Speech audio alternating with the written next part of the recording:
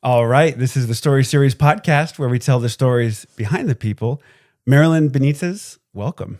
Thank you so much for having me here. I'm very excited for this, for just having a conversation with you. You are an ACE certified personal trainer, a bodybuilding competitor, a nutrition specialist. Your own personal brand is Fit with Marlyn. So I'm really excited to talk to you. And just, I'll say up front, I used to be a personal trainer like years ago at the LA Fitness up here. Wow. And so I'm just like excited to talk shop with you. I like to start with origin stories just as a way to get to know you better. So if you could, where did you grow up? Yeah, of course. So I grew up in Reno, Nevada, and this is not Las Vegas. I know when I first moved down to California, everybody thought I was the Vegas girl.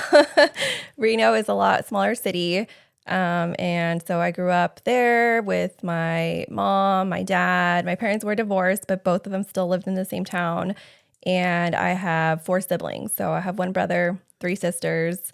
Grew up there. I have 3 siblings there's about a 12-year gap between us. And then it's me and my little sister.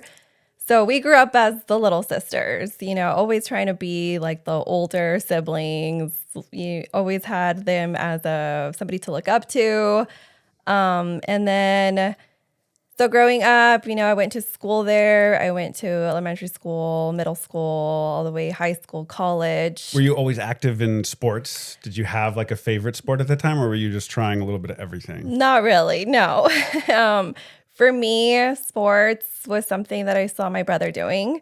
And so I associated sports with a boy thing. Same with going to the gym. I thought, oh, that stuff is for boys. Naturally, I was a little active where I loved playing outside. I loved to run. I loved to ride my bike with my sister. And then my dad would take us out on hikes, bike rides. So naturally, I was outdoors, but I loved being into princesses. My sisters were into makeup, shopping, so that's what I loved, and naturally I just gravitated toward the girly stuff. Let's go into high school a little bit because that's when I was introduced more to sports and weightlifting, and I loved being active, so I would sign up for those PE classes. But I didn't know that, there was something there that I loved about it. I just loved moving. And so I would sign up for the PE classes. And then one time I wanted something different. So I signed up for the weightlifting class, but it wasn't named, excuse me, it wasn't titled as body or weightlifting. So I went in. First day, they took us down to this basement looking weight room. The the teacher was very intense. It was all boys. I was maybe one of 2 girls in the class. And then I immediately went to my counselor. I was like, I'm not going to do this. You're in a basement with a bunch of boys and weights. It's like, no, that's not Yes, it had a funny smell. I was like, this is not for me. Yeah. So, but going back like for a second, your childhood into, as you said, like the girly girl stuff, like the classic, the makeup, the princess stuff. But that was because you saw your sisters doing that, whereas you saw the boys doing sports and you just figured there's not a place for you doing those kinds of sports. You just saw what the girls were doing and that you kind of pushed you in that direction. Yes, I think that is what pushed me towards it. I never saw girls playing sports, never saw it on TV, never saw it anywhere. If my brother did turn on the sports channel, it was baseball or football, and it was all men. So I think that is part of the reason why I thought sports was a boy thing. I never had any friends who talked about playing sports. Like just a little switch in your mind that maybe you're not even aware of, but you go, okay, that's a boy thing, switch, and then you just kind of turn your attention to what you see. But later in high school, you did at least try to sign up for weightlifting, and that's not a classic like activity that you see a lot of girls doing. What prompted you to at least make that jump into, okay, I'm going to sign up and try it? Because it wasn't titled as weightlifting. I had no idea. Oh, okay. Yeah. So it was disguised as. Yes, I was just trying to do something different that was active. I can't remember what it was titled, but I know it didn't say weightlifting. I think it said something about physical activity. Right. And kind of misleading. Yes, and I would always do PE, which is physical education. Sure. But because something was titled differently, I'm like, let me try this out. The day I found out it was lifting weights, I was like, yeah, no, I'm not No. doing this. What are you doing then in high school aside from that? Like, did you find any activity that grabbed you, or I went back to PE. you went back to PE? Yeah. Yeah, I went back to PE, and PE was basically, you would get thrown into playing basketball one day, Yeah. volleyball, Do laps or something. doing laps. Yeah. So I was familiar with that, and that's where I just felt comfortable. Getting close to graduating, and then is college in your future? Do you have any idea what you want to do after high school? Yeah, absolutely. My parents always had very high standards for our grades. I think it's because we were the younger ones. So we would always be told, like, you need to get straight A's, you need to get B's. And I was always a straight A student because of that. And the first thing that we would have to do when we got that report card was go show it to our dad. So I'm like, well, here's my report card. And then when we were younger, he'd take us to the store called Toys R Us. We'd be able to pick out a toy. As we got older, he'd be like, okay, every A you get $20. So that was motivation for us to just do well in school. That was the way that they tried to at least get us to stay focused in our grades. And I was always a great student. I never really felt like I had anything else that took my focus away from school. I was very into doing my homework. Even in high school, I talk about it now where I used to be up till like 3 a.m. doing a paper. Like, that's how serious I took school. Like, I was a good student. I always wanted to do well on my tests, my grades. And I think that's just part of something that I learned at a young age from the standards that our parents. I was wondering, like, what kind of influence your parents had on you, and it was in the form of setting those standards really high. Yeah, definitely. I mean, they immigrated here. So they were like, if we're going to have our kids here, you guys better do well in school. You need to go to college. So I always heard, like, you're going to college. You need to get a career. Like I mentioned earlier, my parents were divorced. So my mom was very independent. And she was very hard on us in that way where it's like, you need to be independent also. You need to have your own career. So that was always ingrained in my mind. Like, okay, this is what I'm going to do. This is what I'm going to do. I'm going to do well in school. I'm going to go to college. And I was the first out of my siblings who did go to college. I went to the University of Nevada in Reno. Wow. Yeah. That was the first of your siblings. First of my siblings. And yeah. did you have any idea what you were studying? I was going to do nursing. Okay. Yeah. I signed up for nursing with a minor in health ecology. I didn't know what health ecology was, but I was told you need to sign up for a minor. So I did. I mean, I went into college kind of blinded. Like, I didn't know what I was doing. I didn't have older siblings who went to college, didn't really know anybody who did. So I kind of just had to learn on my own and from what counselors were directing me at school. So ended up in a nursing major, health ecology minor, and health ecology. Who would have thought it was a lot of nutrition and learning about physical exercise. And I think just all of that being added together and learning, it really just brought that interest in me. I was going to say that was like an unlikely thing to be exposed to, but it seemed like sticking with you. Yeah. Did you like the nursing program? Did you find that you liked the nutrition aspect of it, the health ecology, more than you realized? Yeah, I loved the health ecology. The nutrition classes were my favorite. Even going into sociology and learning about child development, all of the psychology behind it was something that I just really loved and really looked forward to learning more of. And you didn't really have any awareness that you'd be into that until you were just exposed to it, and there you go. Yeah. Right? No, I still didn't think that was the route I was going to take at this time. I still wasn't lifting weights. I still had no idea what I was doing as far as health. I used to sign up for 5Ks just to run, but I didn't know how to eat properly. I did have a goal physique in mind of what I wanted to look like. Around this time is when I got introduced to the magazine Muscle and Fitness Hers. I don't know if you've heard of it. I've heard of Muscle and Fitness, but I guess Hers, there's the girl version. Yeah. Okay, cool. And so when I started reading this magazine, I was like, wow, I want to look like that. So I'd look through the pages. They would always have a little workout routine and a diet that went with it. But I just would write down the diet and I would start following it. But then I'd go do like all this cardio, like 100 sit-ups a night.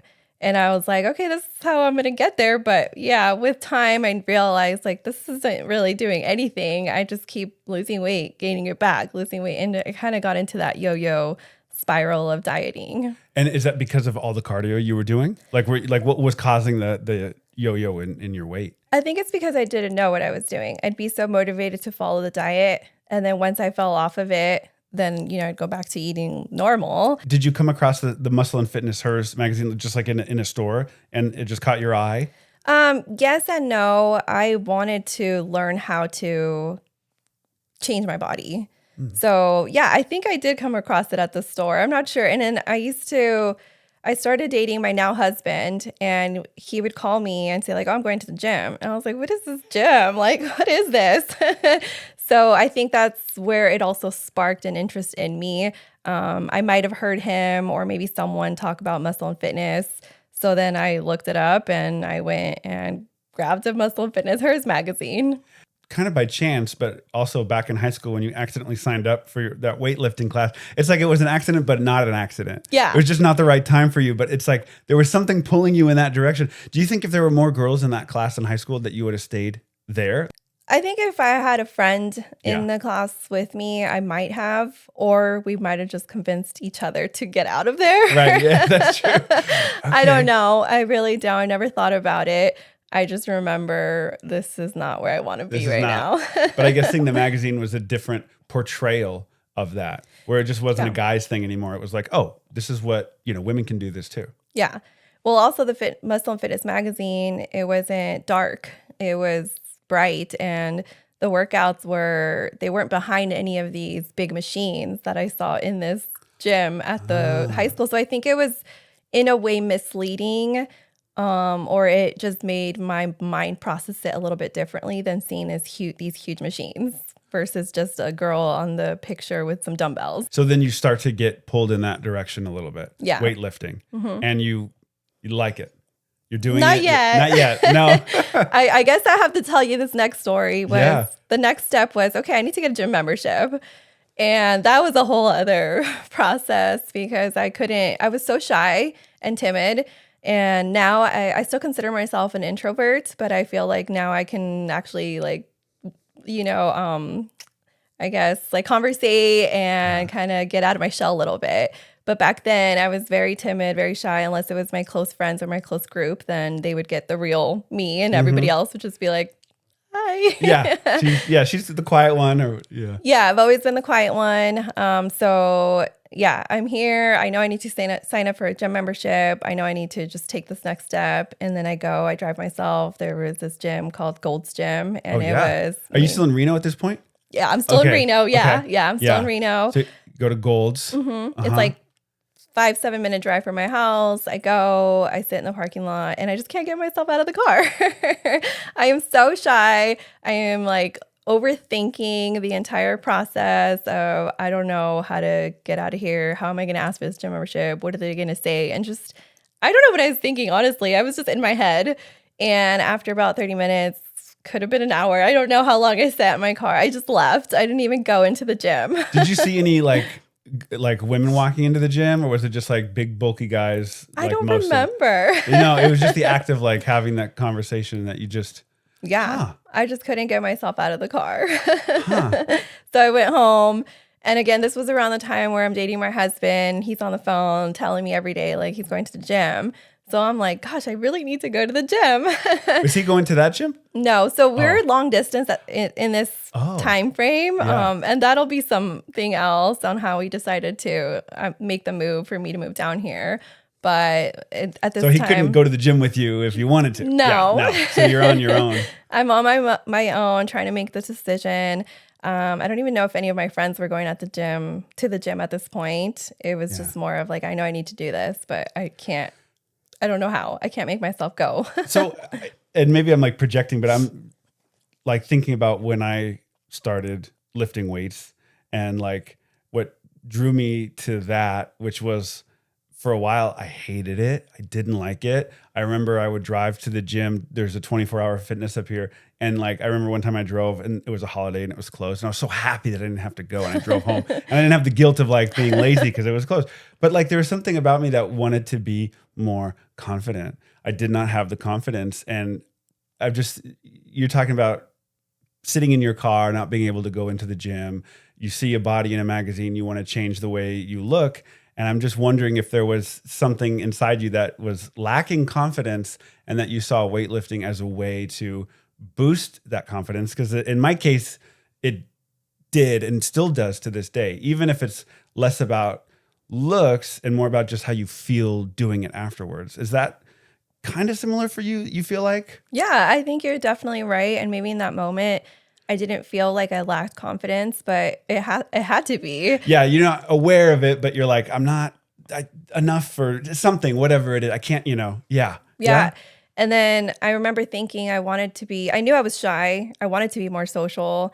I wanted to change the way my body looked. So I think I did gravitate towards the gym as a way to become more confident. I think you're right. Yeah. And so when was that moment where it clicked for you? Like, did you ever go back in that gym and sign up? Of course I did. You did? Okay. How did that, what got you to do it that time? Well, I went back another day. The same thing happened. I sat in my car, probably not as long, and then I left again. The third time I went back and I just marched right in. I told myself the way, I gave myself a pep talk. I'm like, I'm going to the gym and I'm opening that door and I'm getting out as soon as I park, because if I don't do it in that moment, I'm never going to do it. So I opened the car, I went in and I signed up for that gym membership, and I was so happy. Like, that alone gave me confidence. I'm like, yes, I did it. That's a victory right there. Mm-hmm. And so that was your third time going. So you went back a second time, sat in the parking lot, and then drove off. Yeah.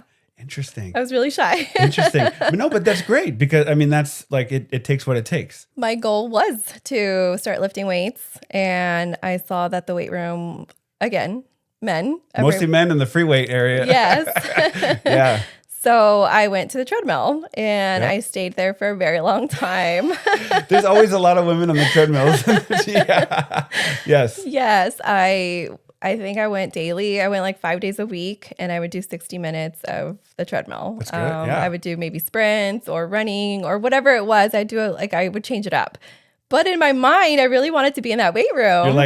You're like seeing the weight room like from a distance. Yeah. And then being on a treadmill for that long, I spent months there doing that. I started seeing a little handful of women actually go to the weight room. And I was like, okay, so women do lift.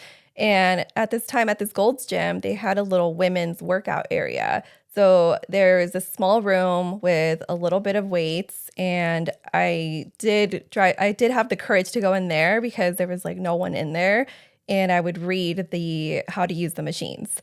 So that's kind of where I started to learn on, okay, this is how you work out. I saw women in there and I would just kind of copy, but I didn't know what I was doing. I didn't have a strategy.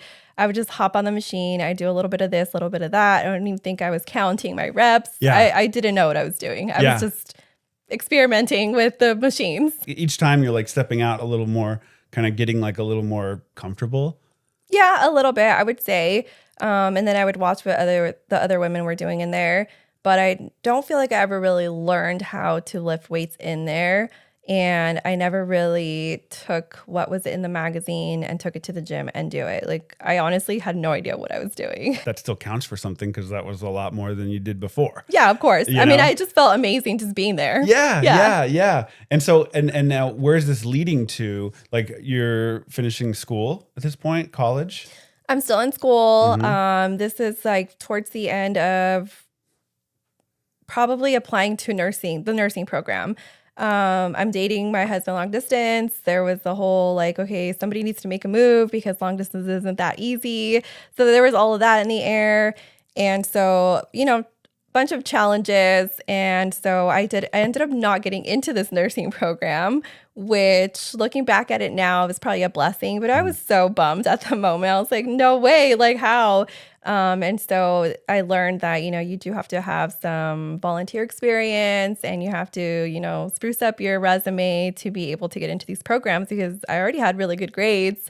and I needed to retake a chemistry class, which till this day I'm like, oh my gosh, I like hated chemistry is the worst. Yeah, I'm glad I don't have to do that. Me too.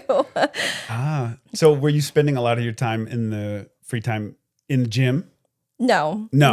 I would just go for maybe an hour. I was still working. I was working a full-time job. So I kind of skipped through that too. Around 16 years old, my parents always raised us to be independent. I decided I wanted to work. So I worked through like the last couple of years of high school. I had a part-time job. And then as I went into college, I did end up getting a full-time job.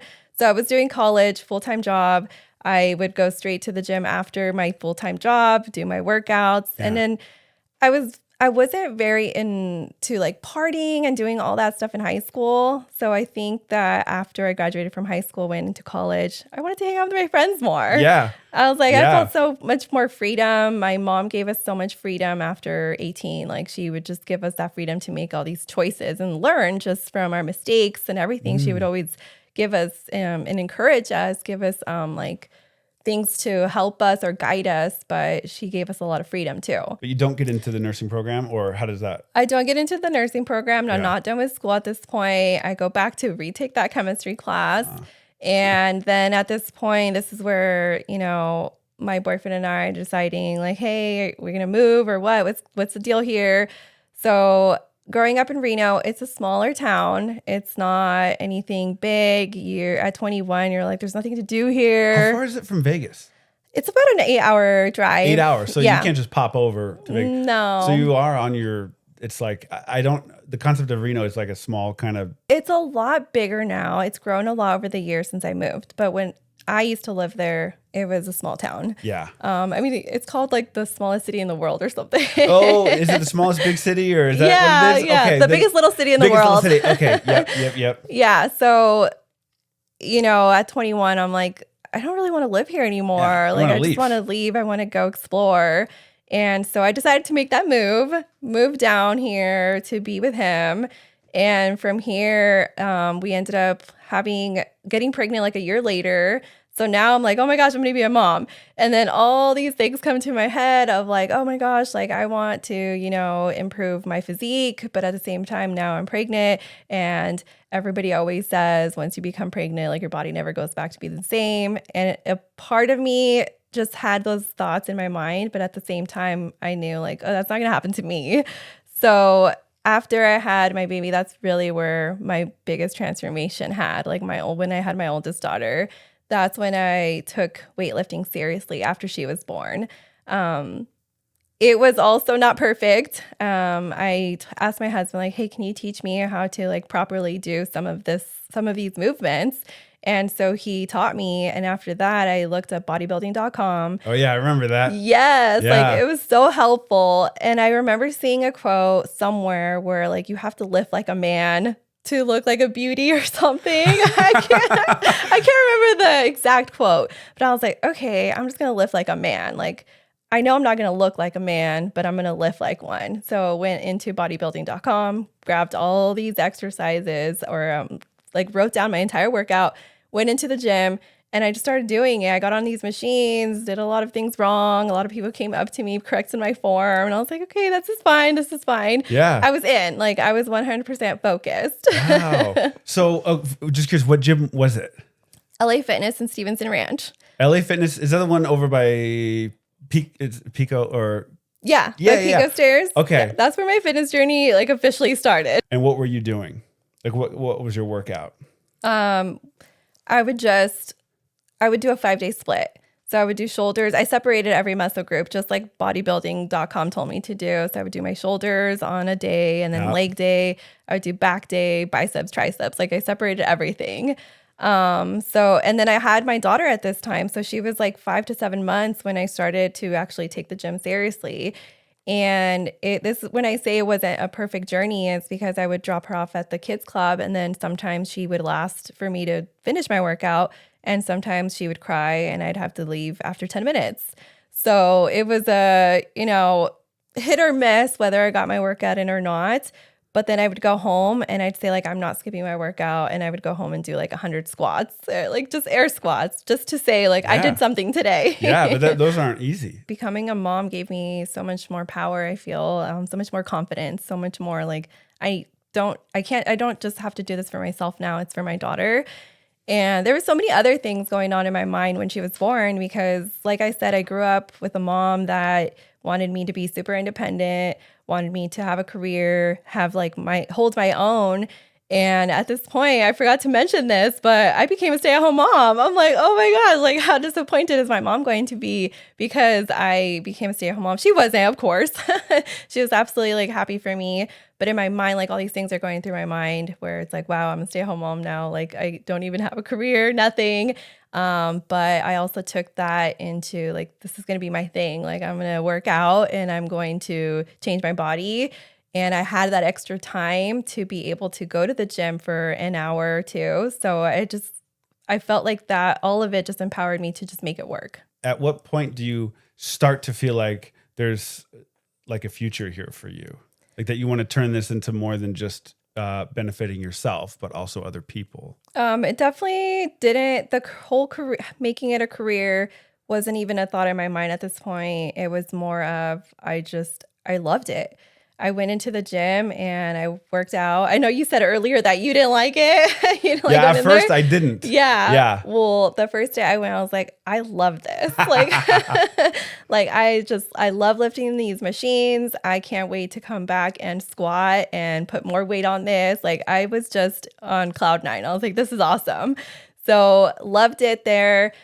But where really I started to pivot was more of when we had a friend who did compete in a bodybuilding show. She had always been fit, always lifting weights. And I saw her compete. I saw her putting pictures up from her prep. And I was like, oh my gosh, like this is the girl in the magazine. Like this is what she's doing to get to the body that I wanted like years ago. So we went to her show. We got super inspired.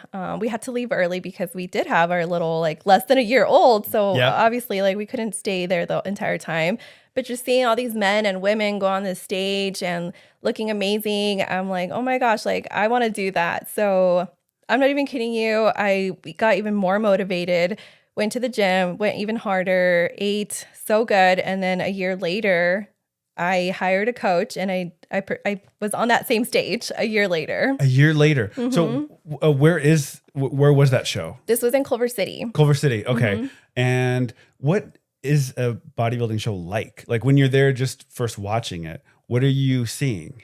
Well, you're just seeing men and women go up and flexing their muscles. I don't know if you've ever seen it like in pictures of it in a magazine or on TV. Classic like Arnold Schwarzenegger documentaries. Exactly. It's like that kind of thing. Yeah. Yes, like they just go up there. They're wearing like a swimsuit or swimsuit trunks and they're just flexing and they look really strong and like big up there.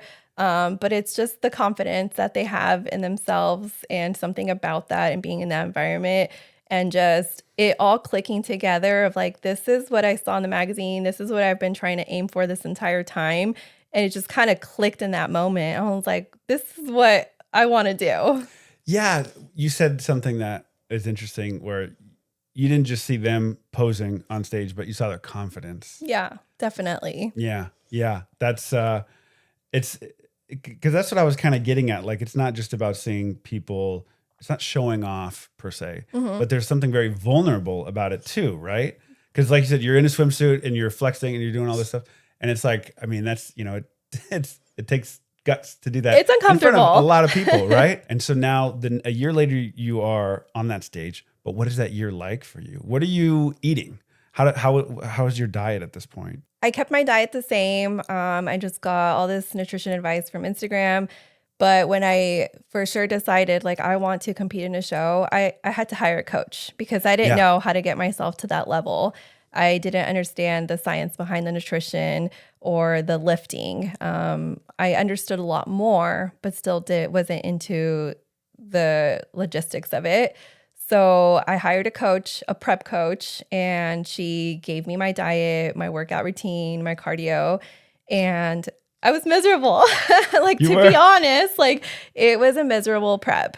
My diet went from being flexible and just choosing what the food that I wanted to eat to now having to measure every single thing. It was mostly chicken breasts, ground turkey, sweet potatoes, very plain diet, greens, not very much seasoning. I remember just putting Mrs. Dash on everything.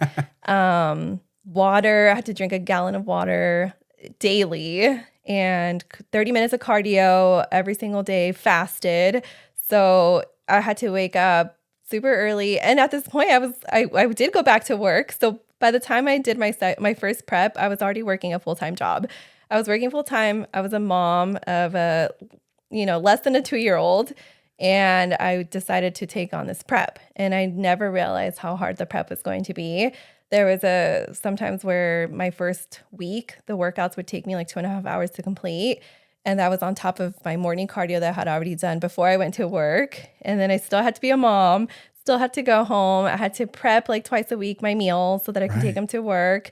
And sometimes I'd be at the gym at 11 o'clock at night, like the gym was closing because I needed to get this workout. And it was very rigid, very strict. Yeah. But I was 100% in, and I was so motivated and so dedicated to making this happen that like the misery was kind of like, it's just part of the journey. What was your workout? Is it sometimes 2.5 hours to complete? What are you doing? So it took me 2.5 hours because I wasn't experienced in doing the jumping and the hit type of workouts. But it was mostly a lot of drop sets, lot of sets for which are where you start at a higher number and then you lower it to lower numbers but heavier weight. So you do a drop set on a lot of things. I was used to working out where it's like you complete 3 sets of everything. Yes. And she just completely changed everything on me where it's like now I'm doing 5 sets of certain exercises. I'm jumping a lot more. I'm doing a lot of rounds, or I'm, all the machines are kind of all over the place at the gym. So you'd get this workout routine. It's like, okay, well, this workout or this exercise goes after this one. Well, this machine's like on the opposite end of the room. So I'm just running around the gym trying to get everything in order. There was times where I would do my rounds and then I'd have to go hop on the treadmill for 5 minutes and then go back to my weights. And it was just all over the place. And how many days a week are you going to the gym? Oh, I'm going 5 days a week. 5 days. I'm doing cardio 6 days a week. So I have 1 day off. 1 day off. And was there did that day off include a day off from the diet or no? No, absolutely diet not. Always on. The diet was the hardest part. And was that tough, especially with a family and like, you want to go out for ice cream or you want to go, and you had to just stick to it. Was that tough for you? It was very tough. Yeah. Yes, it was tough not only on it was tough on everybody around me, to be honest. Are you gonna say like yeah. Your husband's like, let's order pizza, or Oh you're my like, God. I can't even look at pizza. My husband is a trooper for sticking through the entire prep because it wasn't just miserable for me. I'm pretty sure I made it miserable for everybody around me. And when you hired your prep coach, did you have a goal of being on stage that next year? I did. I knew what show I wanted to do. So you knew. So you had a date in mind, and you were just. So that's like keeping you like kind of focused, right? Yeah. So back to like your workouts. I'm just curious, like to get ready for a bodybuilding competition, how are you breaking up those different parts of the body? I was very sore in the beginning. Mm-hmm. I think the first month were probably the hardest to get used to the routine. And then after that, it got a little bit easier. But then she would change something or add a different workout. And then again, it would take me time. But I grew a lot of stamina. Because when I was working out before this, I wasn't doing a lot of cardio. I wasn't doing a lot of jumping around. I was mostly like, I just want to build muscle. I just want my muscles to grow. So I would go heavier and I would lift very slow. And so now it was more of like, you have to speed it up and you have to do this faster. And my strength definitely went down. I felt like I wasn't as strong as I used to be before this. So I was squatting a lot less. But I was getting tiny. I was so tiny. Really? That's interesting. I was wondering, I'm like, did you notice you were able to lift your daughter easier? But no. No. Huh. I was getting weaker. Really? Why is that? I wonder too. I think it's because I was starving. Yeah, I think it was just my diet was mostly focused on fat loss, not growing anymore. So I was eating a lot less calories. I was starving. My meals were timed, so I couldn't eat until 2.5 hours after one meal. I had to eat between 2.5 hours to 3. And I remember just counting down the minutes for 2.5 hours because I was just like, I'm hungry 30 minutes after I eat. In slimming down, you see the tone. Yeah. But it's not necessarily bigger muscles. No. I'm just losing a bunch of fat. Now you can see my muscle definition. I can see my abs. And I mean, I felt like, oh, I look amazing. I look back at it now. I'm like, man, I was tiny. Okay. That's interesting. And what about any of like the classic supplements, protein or creatine? Like, did any of that factor in? Yeah, so this is when I also started taking supplements. I used to never take supplements before. I was breastfeeding, so I didn't want to touch supplements. Growing up, also, it was like supplements were just not very talked about. They weren't normalized. So I thought, oh, supplements are so bad, especially during pregnancy. Like, I'm not touching them. I wouldn't even take protein powder. I mean, they make them safe now, but like at the time I wouldn't. So during this bodybuilding show, I just took everything my coach told me to take, which was protein powder. I think I took L-carnitine, fish oil, and I can't remember anything else. But the two main supplements were L-carnitine and the protein powder. The day of the competition's approaching, how are you feeling in the weeks leading up to it? So excited.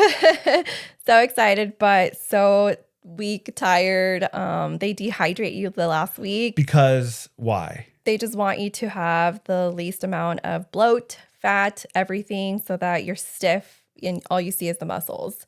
They tan you so that you can see the definition under the light on stage. I was going to say that's like the classic shiny look, right? That bodybuilders have. And that's because you could see the tone better. Yeah. Yeah. Okay. But I'm getting really excited. I mean, I get my bikini. I know what color I'm going to wear. I start posing, going to posing practice. So right. That's a thing too. Yeah. So, what is that like? How do you know how to pose? But that's something that you get set up with.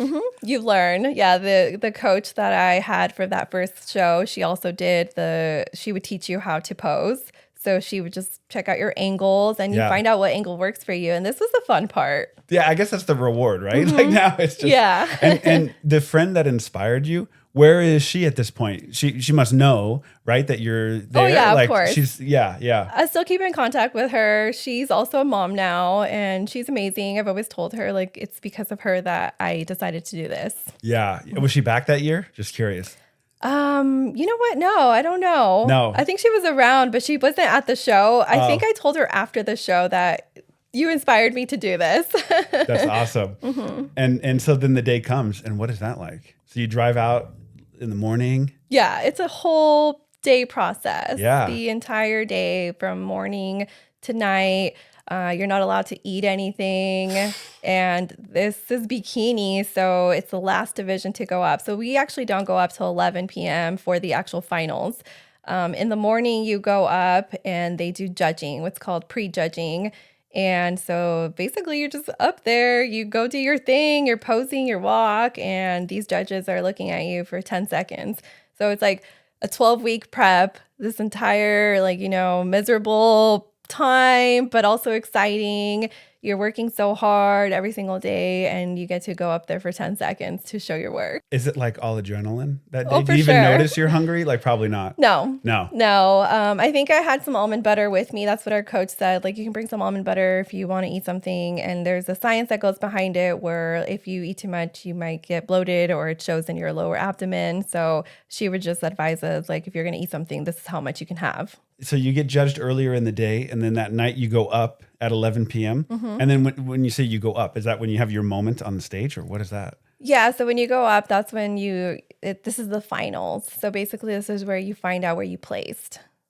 And I placed 5th, so I was like, oh my gosh, That's this awesome. is crazy. I got a trophy.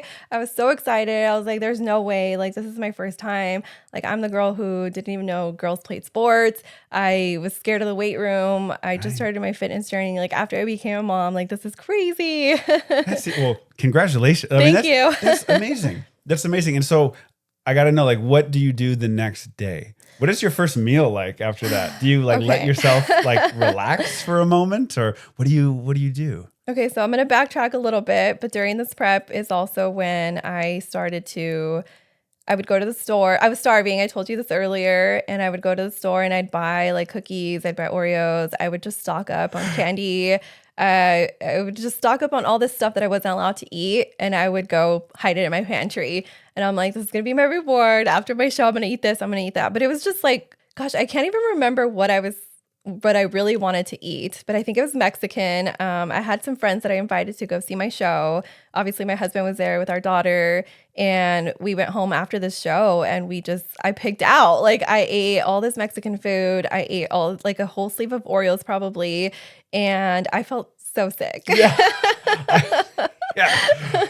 Wow. Yeah, I did not feel good. I mean, it's too much too soon, right? Yes, way too much. I felt bloated.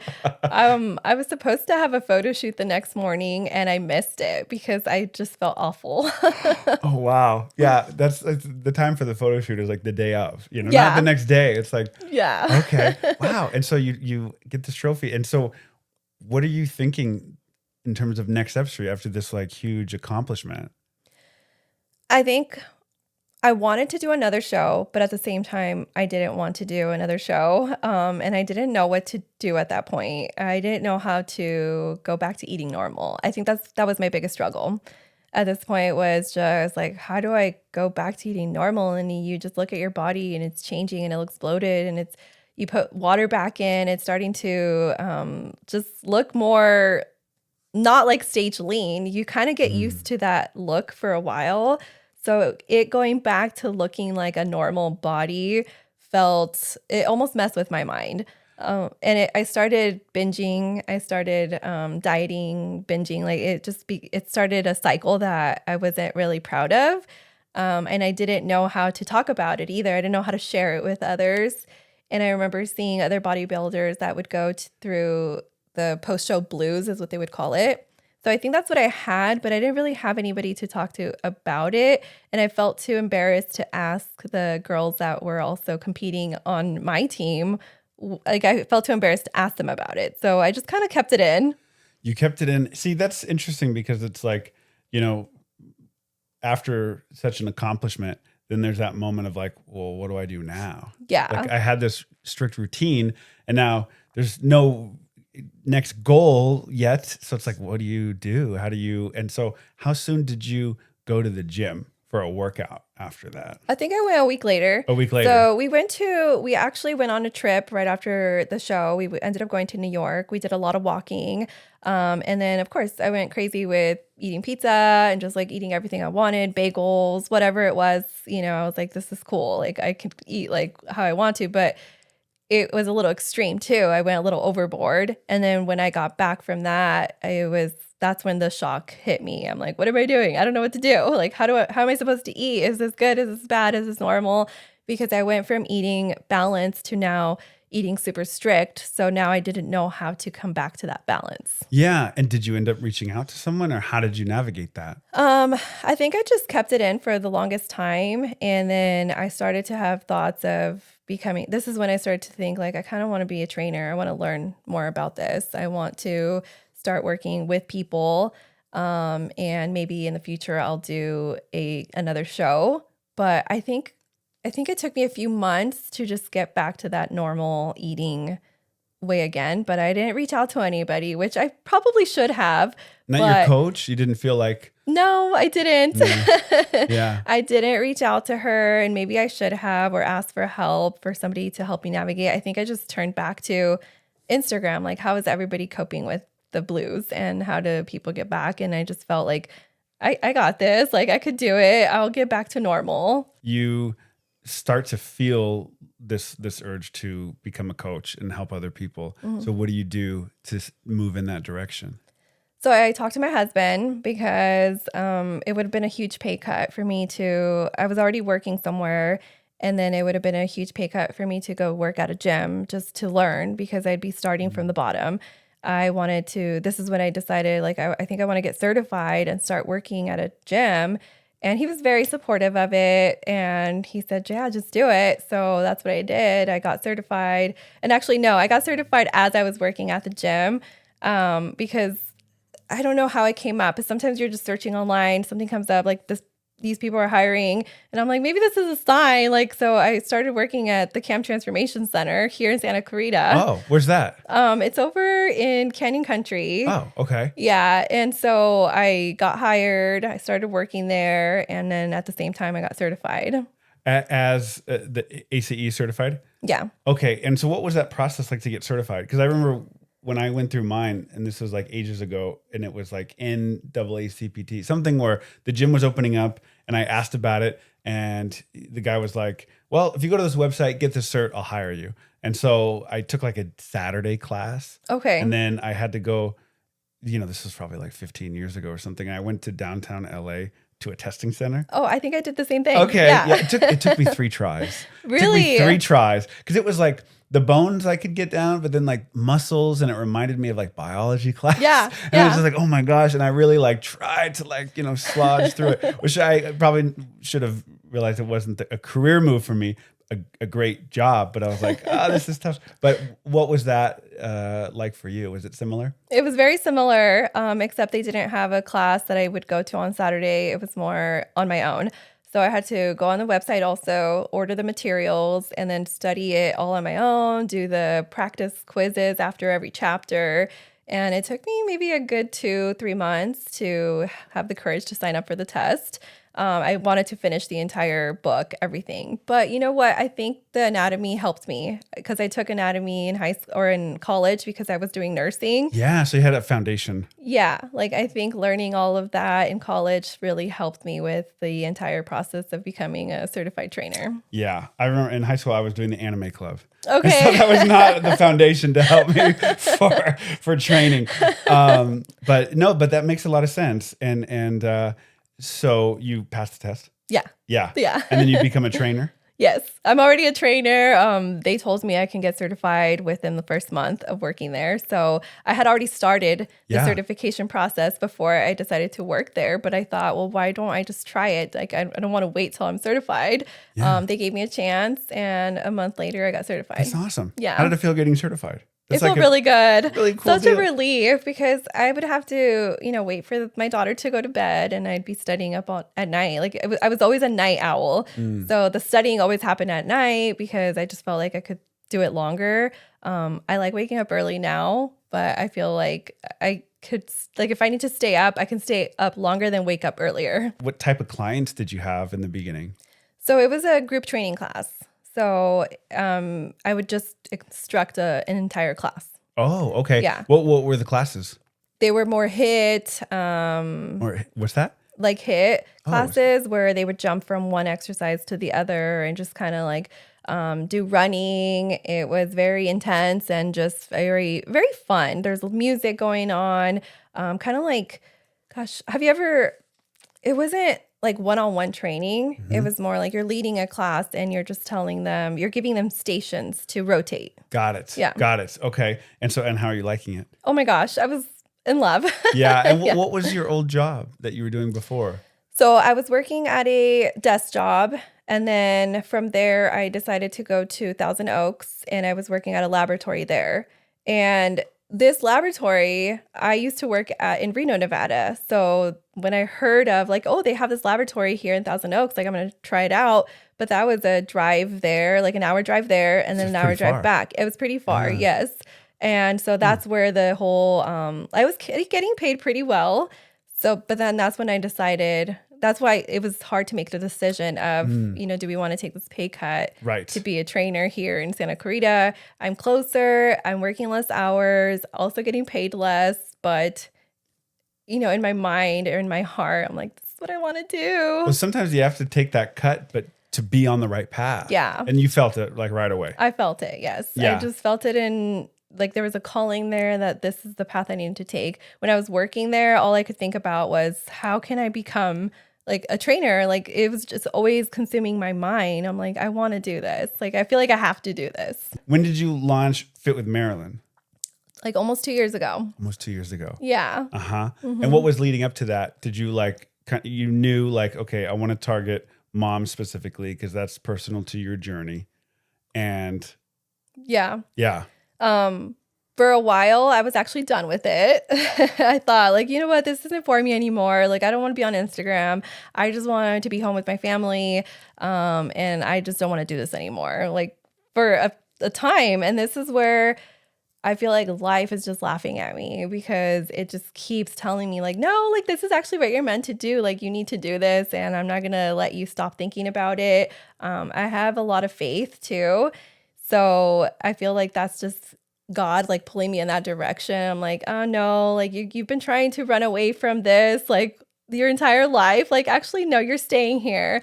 So my husband and I talked about it, and he got really on board with it. At first, you know, a lot of times when you think of like Instagram, you think it's like, oh, that's just a silly thing. People like they don't really have like online careers online, but then a lot more started pouring in. I'm like, well, look at this person, look at this, and this person makes a living from like being online. So maybe I could do something online to help women too. And he just did so much research, got on board with it, and then he actually is the one that hired me, my first business coach. So I was like, oh my gosh, I'm doing this. And that's when we decided to launch Fit with Marlyn. That's amazing. So going back, leading up to it, you were thinking that maybe this isn't for you. What was brewing at the time that was making you think that like maybe this is not the path anymore? So actually, it was losing my mom. I lost her back in 2021, and I went into like a depression that I just thought like, what's the point, and when you're such in a negative place, you just don't see the positivity in a lot of things. And I think that's what happened to me. I just got into a black hole. I'm like, I don't want to do this. I just want to be where I'm at. I want to hide. And I'm just not going to do this anymore. So I completely turned off my Instagram. I was gone for probably almost 2 years. Really? Yeah. Huh. And did your parents get to see you on stage at your first competition? My mom did. Yeah. Not the first one, the second one. The second one. So the second one I competed in Lake Tahoe, which is like 30, 40 minutes from Reno, Nevada, where I was raised. So I did that on purpose. I did that so my siblings can come see me and so my mom can come see me. My dad moved back to Mexico a few years before that, so he didn't get a chance to see me, but my mom did. So yeah. She was pretty proud. Oh, for sure. I know you were talking about that pressure of like, oh, what's your mom going to think if you're a stay-at-home mom? And then you're up on stage there. That's a pretty cool thing. Well, also, like one thing that I want to bring up too is my mom was also very supportive, and she's part of the reason why I do things that make me feel uncomfortable. She used to always tell us when growing up, like, if you're scared, you're not going to do anything. She would always say the quote. It's in Spanish, but it translates as like, with fear, you will accomplish nothing. And that quote has always stuck in my mind till this day because I feel like that quote pushes me. Like, no, I'm too scared to do that, or I'm too shy. I'm like, no, actually, like if you keep being scared, you're not going to do anything. So just do it. I love that. That's great. That's beautiful. And so coming out of this, that's when you decide, Fit with Marlyn. Your husband gets you a business coach. You're going all in. And what is that launch like for you? It's really scary. Yeah. At first it's exciting. I'm like, okay, I'm gonna do this. But I learned that being an entrepreneur and having all your systems set up is a lot more than just taking a picture and being like, hey, like, let me motivate you today. Sure. Yeah. Yeah. Yeah. So it was a lot of learning that first year. I was like, wait, you mean I have to do this and I have to do this? And basically I have to be 20 people. So it was very humbling. Yes. There's a lot that goes into it that, off camera, right? It's so much more than that. With Fit with Marlyn, you have a really impressive online following, but do you bring clients to your gym in the garage still? Or how does that work? I just started to again because people would ask, and I have more time now that my daughter is a little bit older. My little one, I have my two oldest are in school. And it's always been a passion. It's different training people in person than it is online. You still see them through Zoom, but there's a different connection. And I love that and I miss it. So I decided to start taking more clients in person. But again, it's limited because, I do still have my 2-year-old at home. Yes. And I do have a lot going on online too. So I don't have as much time as I used to. Okay, so it started purely online. Okay, so tell me about that. I didn't realize. So what does that mean exactly? So when I decided, like, okay, I'm going to do this, it's going to be all online. I'm taking clients from basically anywhere. It doesn't matter what part of the world. And I have an app that I put them in. That's how we communicate with one another. They get their workout program. They get me as their accountability coach, and they get nutrition. So they have everything in this app, and it's just to guide them to be able to do it on their own. Whether they want to work out at the gym, I'll give them machine workouts. If they want to work out at home, I'll give them a home workouts. And I think part of the reason why I also love online is because a lot of people that, like me in the past, like maybe they don't want to get out of their house. Maybe they're not ready to make that move to go into the gym, but maybe they do have that desire to be healthier, to be fit, and they can start at home. Like they don't have to walk into that gym or get themselves to be scared of it. Like all they need is a couple of dumbbells at home, the motivation, like I'm just going to do this, and they can start their journey at home. Your Mom Reset is all about breaking free from restrictive dieting. Was that there in the beginning? Yes. Because you talked about that a lot when you were training for your competition, was just how restrictive the dieting was, and you were starving. And so that seems to be like a core tenet for you. Yes. Working at the gyms, I noticed that these people that were doing challenges, they were eating like I was eating in my bodybuilding competition. And I think what clicked was like, why are they eating like that when they don't have any desire or plan to step on a stage in the future? Like the reason I put myself through that strict diet and that intense time was because the goal was to step on stage. I needed to get to a certain level of leanness to be on there to compete.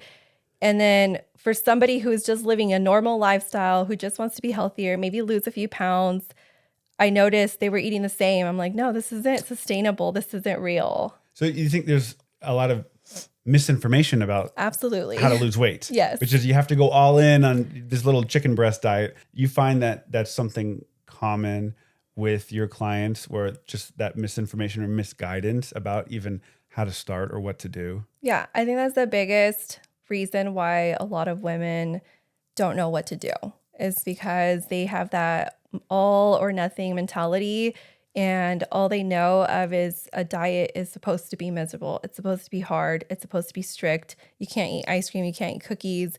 You have to just basically have no life. You have to prep. You have to take your Tupperware with you everywhere you go. And that's very extreme, but I really think it's real for a lot of women.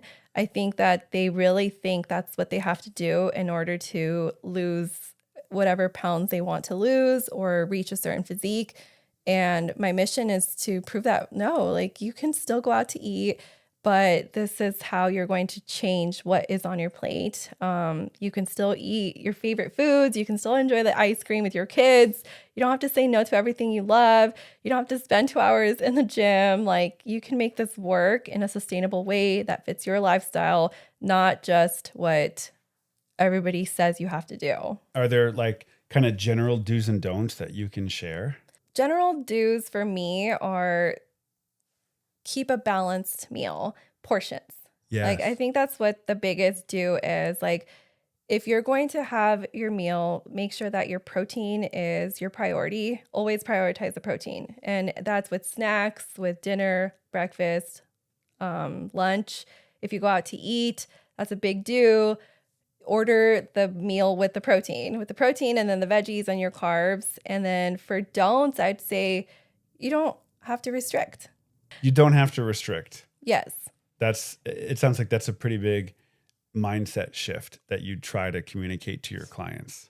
Yeah. And I remember one time, like we went to a Dodgers game, and I like to show what I eat, even though it isn't what most people think is healthy. Like I'll have a hot dog if I go to a Dodgers game, but a lot of times women will avoid going to the Dodgers game because they know they want that hot dog or whatever it is that they want to order at that Dodgers game. I'm just using that as an example because I did have somebody ask me like, what should I eat if I go to a Dodgers game? Like, well, just eat a hot dog.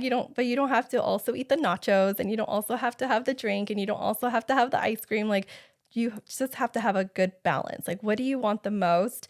Enjoy it. Have a great time.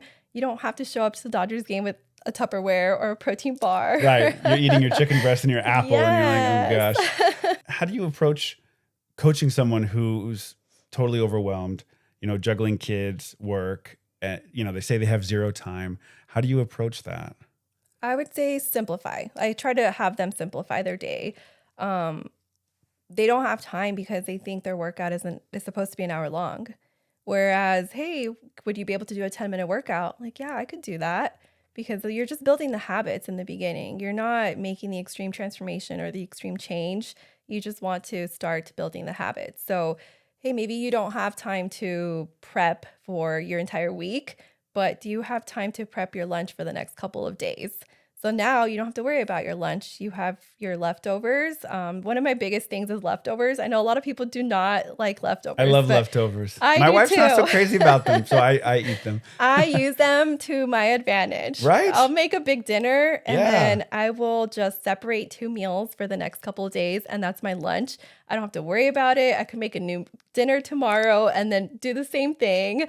And that helps a lot. And I feel like that just helps simplify the entire process of like, oh, I have to go to the store and I have to buy all these ingredients. I have to make all these meals and I have to prep Monday through Friday.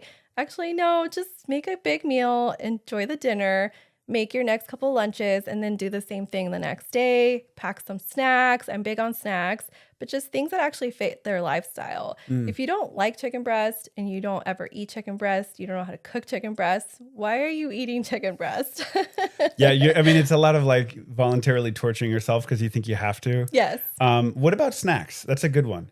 What Protein bars, Yeah. Beef sticks, yogurt. They have a lot of little on-the-go yogurts that you can do. Greek yogurt is what I prefer because it's higher in protein. But just anything that's higher in protein, a lot of fruit, things that are going to fill you up, that have fiber, so that way you don't feel like you're hungry or you're starving. Make sure your protein bar is high in protein. Sometimes you'll see a protein bar that has like 10 grams of protein, but it has like 300 calories.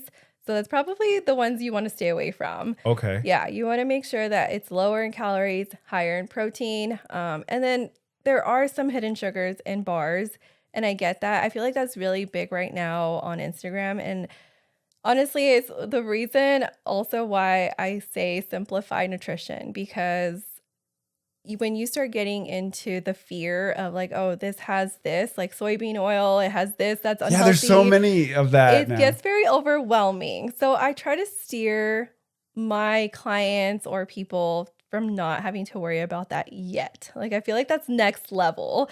And there's a lot of fear. So it leaves you overwhelmed and not knowing like what to actually eat. So if you just stick to the basics, I follow an 80-20 diet. So 80% is whole foods, 20% is your treats. Maybe there is some soybean oils in there. Maybe there are some things that, people are telling you like, oh, that's bad for you. You should never put it in your body.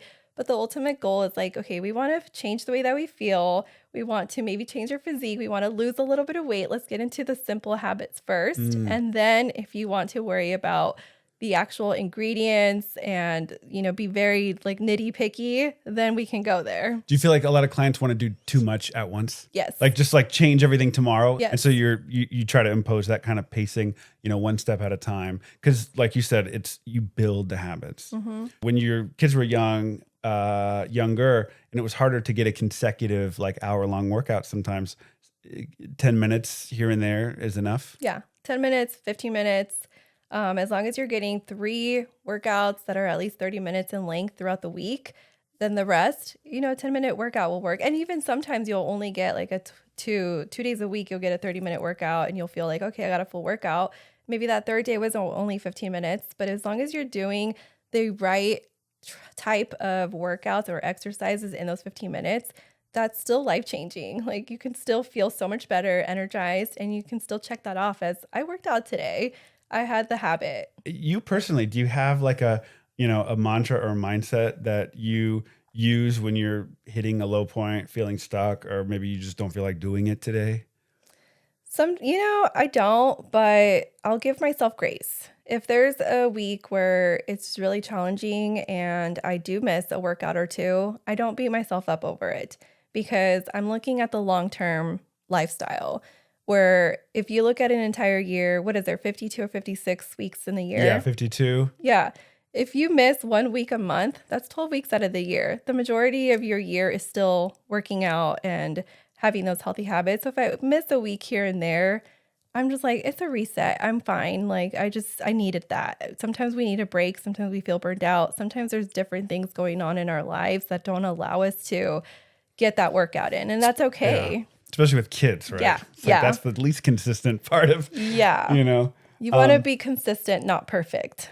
Consistent, not perfect. Yeah, that's great. And now, of course, it's still a business. So is there something that you wish you had known when you were starting Fit with Marlyn that you know now? I mean, I wish I knew how many things I had to do. Definitely. How many jobs you have to do? Yeah. And I wish I knew how long it would take me to edit a video. Right? Because those videos, I mean, I've gotten better at it now, but now I know why people have teams. You need a team. Yeah. Yeah. Well, I'm curious, what do you use to edit? CapCut. CapCut. Okay. Yeah. Yeah. I'm using CapCut right now. Yeah. And then my husband, actually, we just started a YouTube channel.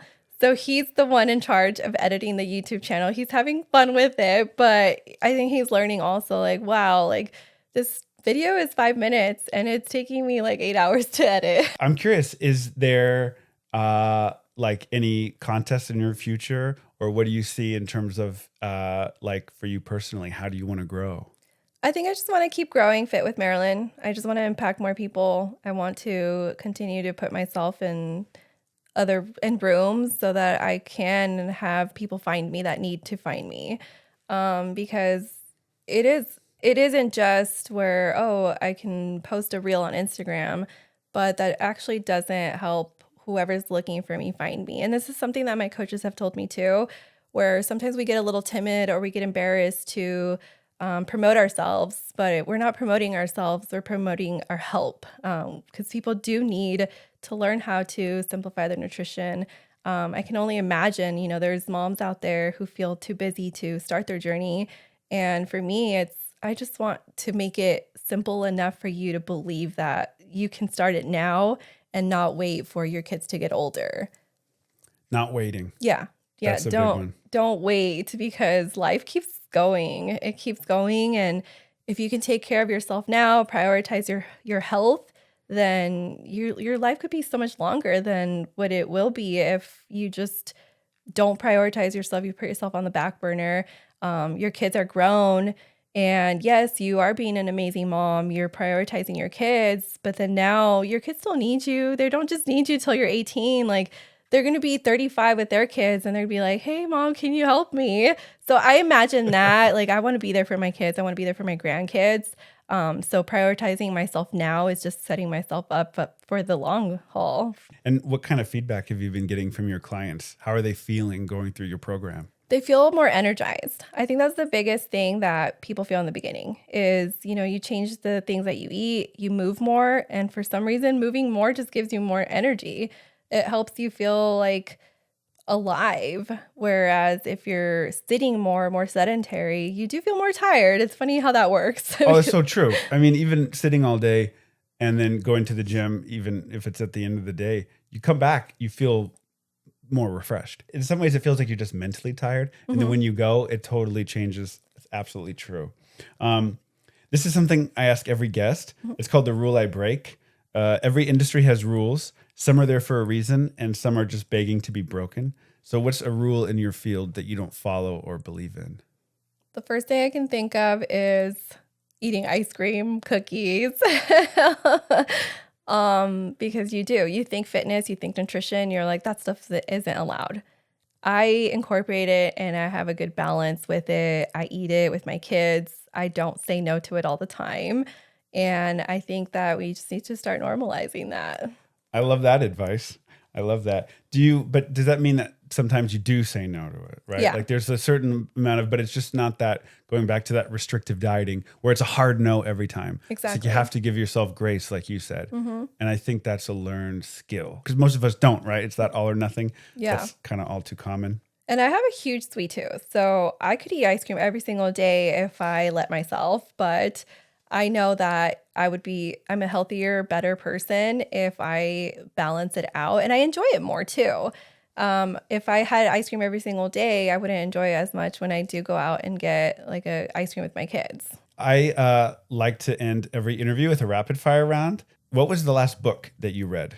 The Gap and the Gain by Dan Sullivan. I think that's his last name. What is that? So The Gap and the Gain, it basically tells you how to see if you're in the gain, which is basically the positive thinking, the maybe a challenge happens to you, but you have the optimism where you want to live in the gain because you're always gaining no matter what happens to you. Like you find the gain in that experience. And the gap is you're in the negative. You're thinking negatively, like, oh, why is this happening to me? Why did this happen? Why is this bad? And now you're basically in the gap. Like we need to live more in the gain. So it's a mindset. It's a mindset. You find it helpful? Yeah, definitely. I love reading. Currently, I'm reading a marketing book, but I'm not finished with that one That yet. makes sense. That's probably good. Yes. Okay. What's a movie you love rewatching? Oh my gosh. I feel like the only movies I watch are the movies I watch with my kids, and we recently started watching Mufasa. I don't know if you've watched it yet. No, I haven't. That's the live action. Is it? Yes. Yeah. Is it good? It's really good. Okay. I really liked it, and so we've been rewatching that one. That's good. Yeah. They've been rewatching Moana too, though, so I don't know. Yep. That's that's Disney movies, though. totally Disney. right. Mm-hmm. If it wasn't this, what's another career field you could see yourself in? I'm gonna go back to nursing. Yeah, I think that's the only other thing I've ever seen myself doing besides something in the health or in the fitness field is being a nurse. Worst piece of advice you've ever received? You have to be miserable to make progress. And I feel that goes with business, that goes with fitness, that goes with everything. Like if it doesn't hurt, you're not going to grow. And I don't necessarily agree with that. Not 100% of the time, right? No, I think there's a little bit of pain in the uncomfortable, but I don't believe that all growth has to be painful. Best piece of advice you've ever received? Listen to your body. Listen to your intuition, if you have some sort of faith, like listen to what you're being called to do, because a lot of times the internal is more important to listen to than the outer world. Like don't conform to what other people are telling you to be or do, because you already know who you are. You just have to let your inner voice, come out. And that comes from me being, super shy in the beginning. There was always these ideas that I had and these always things that I wanted to do. But because people around me would be like, no, you can't do that. You're meant to do this or whatever. I feel like I didn't really start becoming me until I really just started to listen to my inner voice. I love that. Where can people find you or learn more about your work? So I'm on Instagram as Marlyn Benitez _ I just started a YouTube channel, also Marlyn Benitez. I'm on TikTok, but I don't really know how to use TikTok that much. It's Fit with Marlyn, or they can also find me at fitwithmarlyn.com. Marlyn, this was so fascinating to hear your journey, and it was just so inspiring and just full of such great advice. And I really appreciate you coming on and sharing your story.